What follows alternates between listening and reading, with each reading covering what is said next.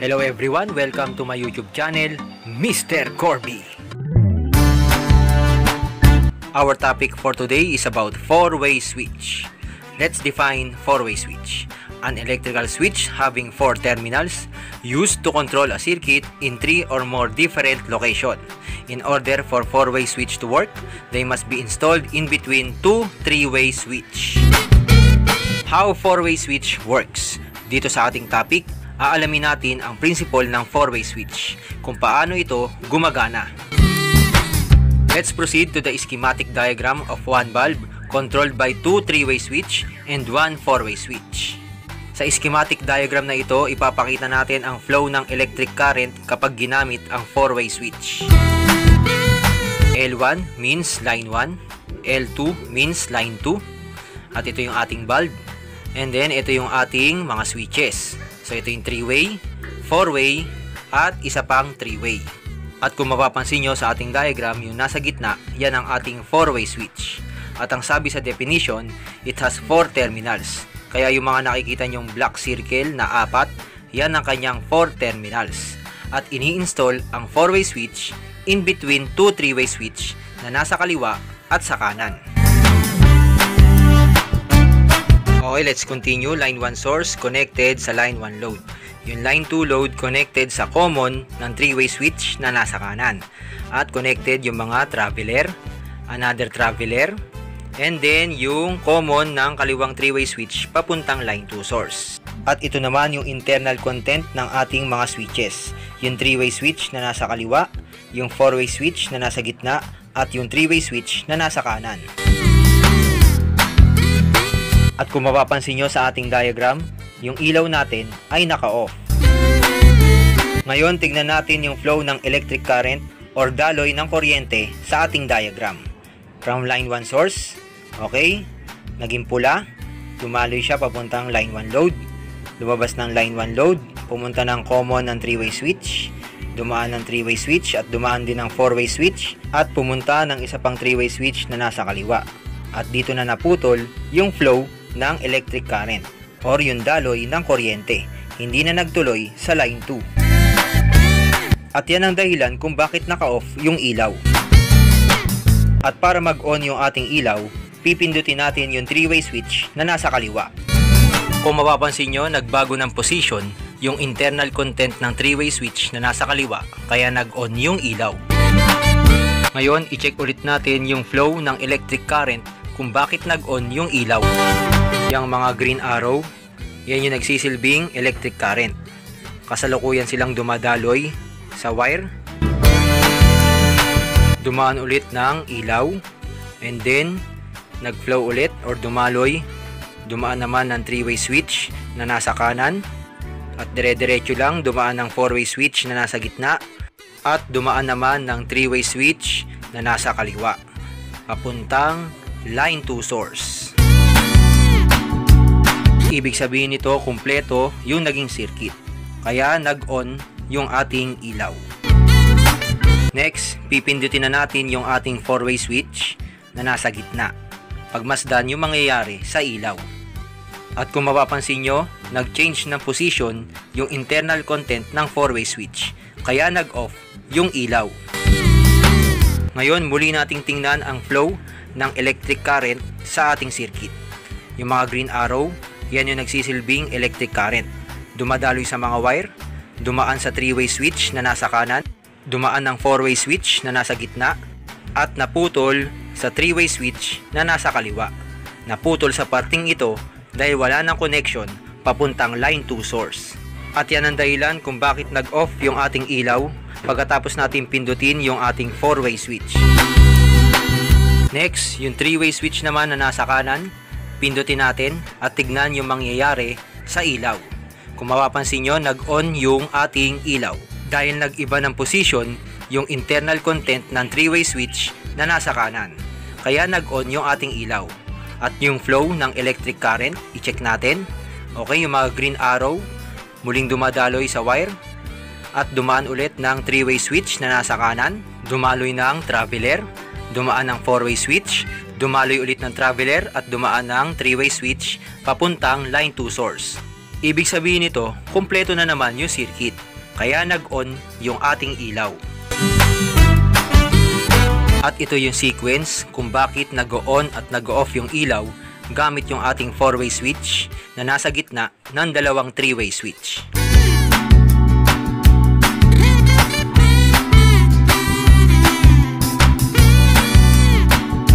Again, kapag pinipindot natin yung mga switch, nag-iiba ng position yung internal content ng mga 3-way switch at 4-way switch.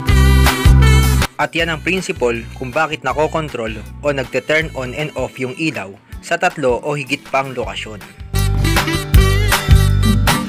Magandang araw sa inyo mga ka-Corby. Ngayon ay tuturuan ko kayo kung paano mag-wiring ng 1 bulb controlled by 1 3-way switch, 1 4-way switch, and another 3-way switch in 3 different locations. At ito naman yung ating actual wiring diagram na susundin para mabuo yung pag-wiring ng 1 bulb controlled by 3-way, 4-way, and 3-way switch. At ito naman yung ating electrical training board at siguraduhin naka-off yung mga circuit breaker bago gumawa ng any electrical installation. Okay, simulan na natin. Base sa ating diagram, kailangan natin maglagay ng isang wire dito papuntang line 1 load. Dahil i-connect natin yan, yung kulay green na linya na nasa diagram, yan yung line 1 source connected sa line 1 load ng bulb. Kailangan natin balatan yung mga wire para i-connect natin sila sa pamamagitan ng rat tail joint. So kapag binalatan yung wire, approximately 1 1/2 inch or 1 inch. And then cross position, and then i-twist yung dalawang wire.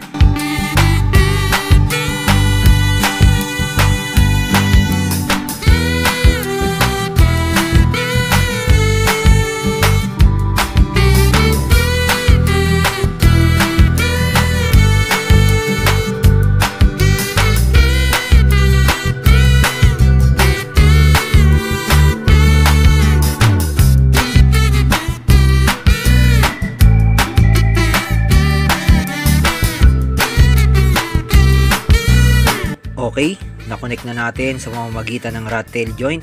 Next, base sa ating diagram, maglalagay tayo ng isang wire dito. Okay, yung mga kulay blue para naman i-connect natin. Ito ay line 2 load at i-connect natin yan, dire-diretso yan sa common ng 3-way switch na nasa kanan.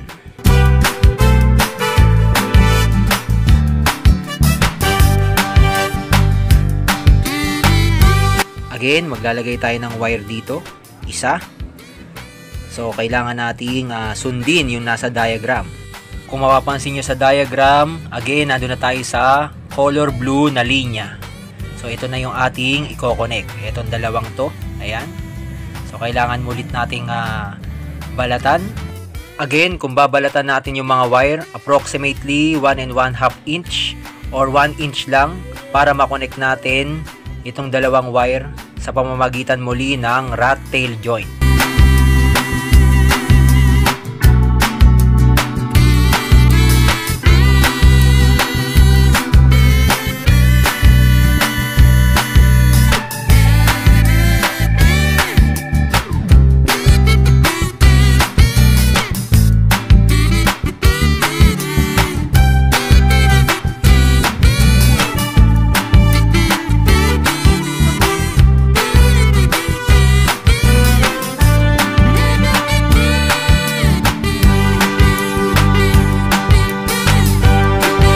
Next, itong wire, i-connect natin sa isang wire na ilalagay natin dito.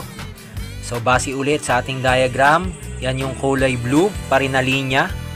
So, itong dalawang to ang ating i-connect.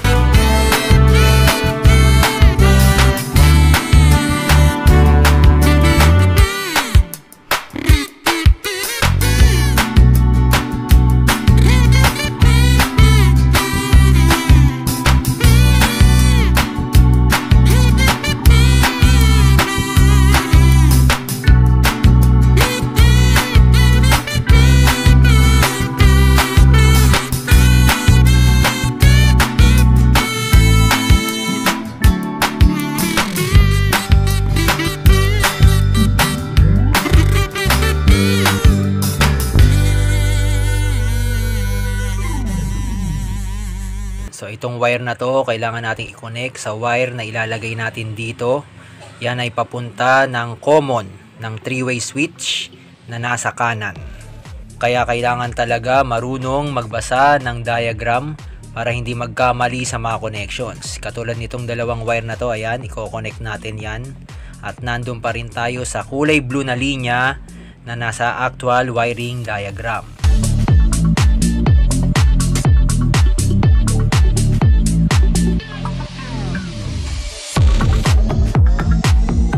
Okay, rat tail joint ulit para makonect itong dalawang wire.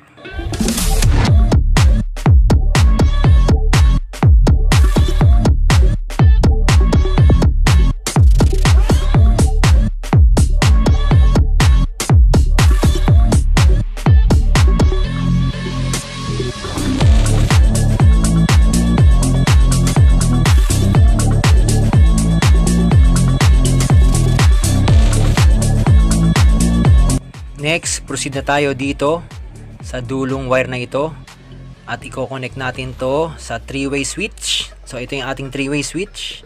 So titingnan natin kung nasan yung common at mga traveler. So yung common, so palatandaan ng common ay may number na 0. So ito yung diagram, ayan, ito yung 0. So ito yung common, ayan, itong dalawa na nasa kanan. Yan yung common. At yung traveler, 1 at 3, ito yan na nasa kaliwa. So, dito tayo magko-connect sa common. Okay. At babalatan natin itong wire na ito. Approximately 12 mm ang haba. At i-connect natin to sa common terminal ng 3-way switch. Okay? So, pwede magkabaligtad. Pwede dito, pwede dito. Make sure na sa common nyo mako-connect para hindi magkamali sa connection. Tignan nyo yung ating diagram. Next, dito naman sa traveler, dalawang wire ang ilalagay natin. Ito, ayan. So kung makapansin nyo sa ating diagram, yung kulay pula na mga linya, yan yung nagsisilbing traveler ng 3-way switch papuntang 4-way switch.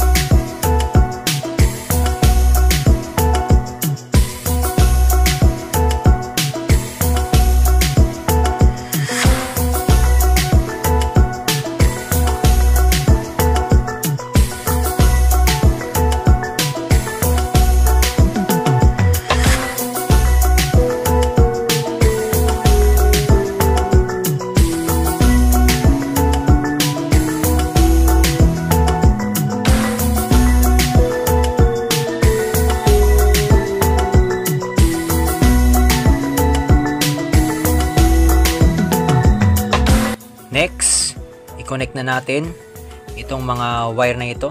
Ayan, dito sa traveler. Okay, na nasa kaliwa. Ayan, dalawa. Pwedeng magkabaligtad. Kaya babalitan din natin to ng 12 mm ang haba.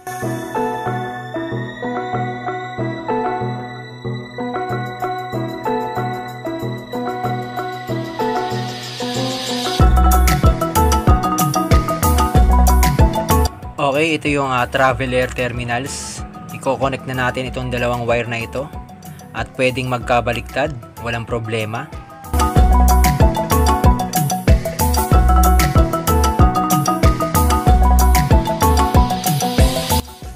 Okay, tapos na tayo dito sa 3-way switch natin. Okay, next, dito na tayo sa gitna. Itong dalawang wire na to, kailangan din natin balatan para i-connect dito sa 4-way switch. Ayan, kung mapapansin nyo yung diagram. Okay, yan. Okay, ito yung diagram. Pwede i-connect dito. At pwede rin dito. So, pwede ring Itong dalawang wire na to, dito natin i-connect. Pwede ring magkabaligtad. Ayan, pwede rin natin i-connect yan dito. Okay? At base pa rin sa ating diagram, nandun pa rin tayo sa kulay pulang linya. So, kailangan muna natin itong makonect. So, again, 12 mm ang haba kapag nagko-connect sa mga terminals na mga switch para ito ay sakto at walang wire na lumilitaw. Pwedeng kanan, pwedeng kaliwa.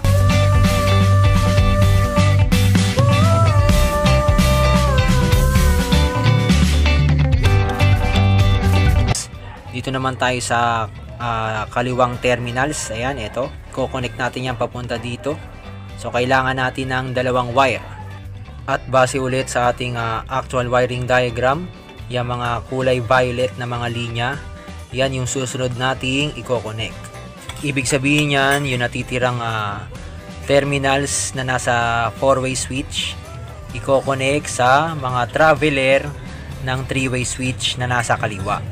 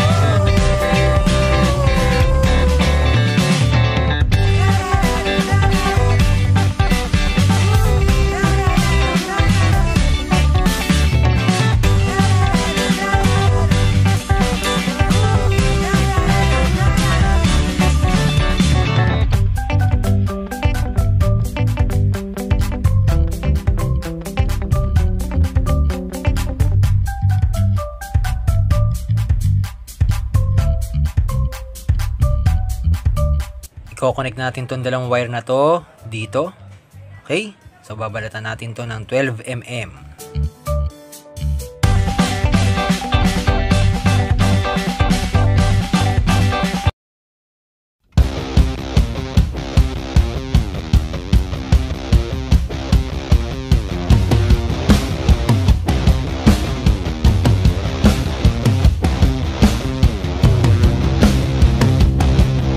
Reminder lang, make sure na kapag magko-connect na mga wire sa mga switch, dapat walang nakalitaw na tanso katulad niyan. At ito namang dalawang wire na to, i-connect natin sa traveler ng 3-way switch. So, another 3-way switch. So, i-check natin kung nasan yung traveler. Ito yung diagram. So, ito yung 0, common, at 1 at 3, traveler. So, again, ito, 1 at 3, traveler yan. So, dito natin i-connect. I-double check yung mga connection ng mga switch. For example, yung common dapat ma-connect sa common. At yung traveler dapat ma-connect sa traveler para walang maging problema. Katulad nito. Ayan. So, kailangan natin i-connect ito sa traveler. So, ito. Ayan. 1 and 3. Next, balik ulit tayo sa ating diagram. Ayan, kailangan nating i-connect to. Itong common papuntang line to source. So, kailangan nating maglagay ng isa pang wire. At base ulit sa ating diagram, yung kulay gray na linya, yan yung common ng 3-way switch na nandito sa ating kaliwa. I-connect natin sa line to source. Itong wire, i-connect natin sa common. May number na 0, yun ang common.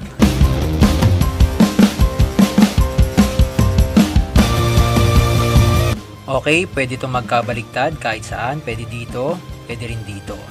Ayan.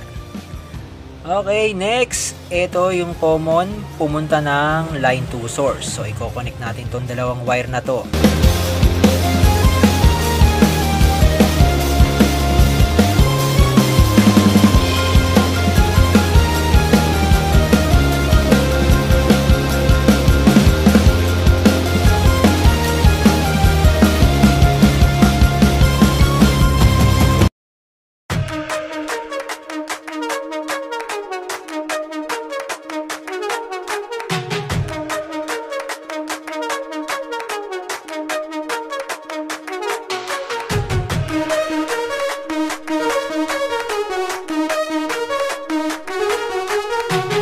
Okay, ayan na. Next, dito na tayo sa ilaw. So, ito yung receptacle. Dalawang linya lang yan. Ayan, base sa ating diagram. Yung kulay dilaw na circle, yan yung ating bulb. At yung unang linya niya, ayan, yung kulay green. At yung pangalawang linya naman, yung kulay blue. At pwede rin magkabaliktad yan. Kung mabaliktad nyo ang connection, walang problema. Dahil parehas lang naman silang line 1 load and line 2 load.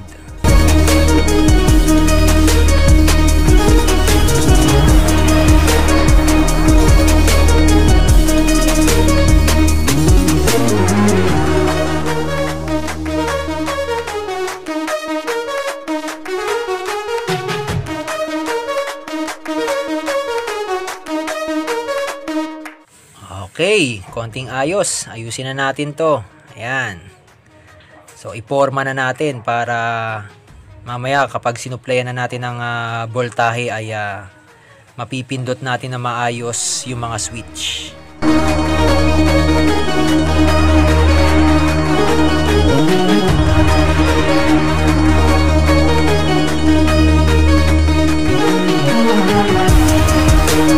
Pwede na natin itong lagyan ng ilaw.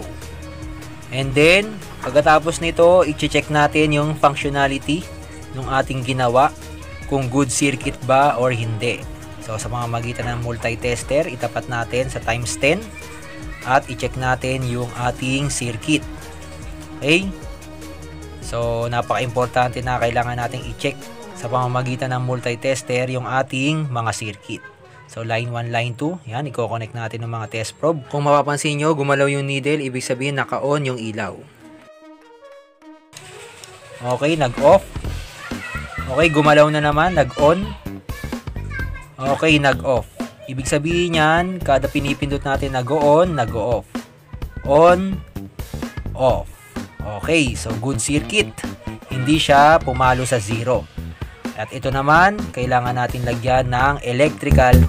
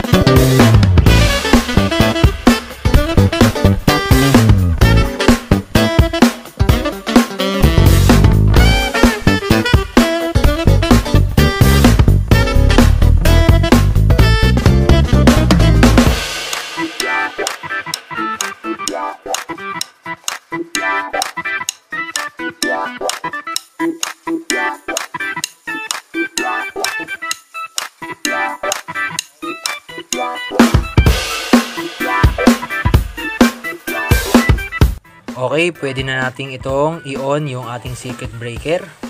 So, keep safe. High voltage na tayo. Ayan. So, naka-off yung ilaw.